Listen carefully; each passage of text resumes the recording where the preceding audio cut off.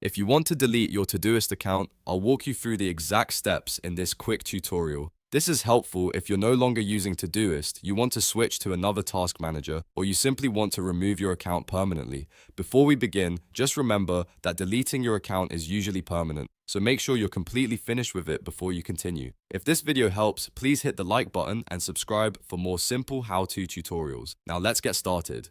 First, open the Todoist web application and log into the account you want to delete. Make sure you're signed into the correct account, especially if you use more than one email or workspace. Once you're in, look to the top left corner of the window and click your profile avatar. This opens a drop-down menu with account-related options. From that menu, select Settings. This will take you to the main settings area for your Todoist account. On the left side navigation panel, click the Account tab.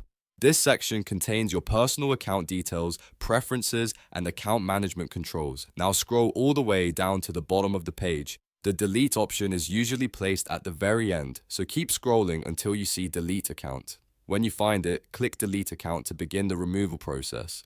Todoist may ask you to confirm your choice, and this is your final chance to stop if you change your mind. Review the prompt carefully and follow any on-screen instructions to complete the deletion. Once confirmed, your Todoist account will be deleted according to the platform's process. And that's it. You've now learned how to delete a Todoist account from the web app. If this tutorial was useful, please give it a like and subscribe for more step-by-step software guides just like this one.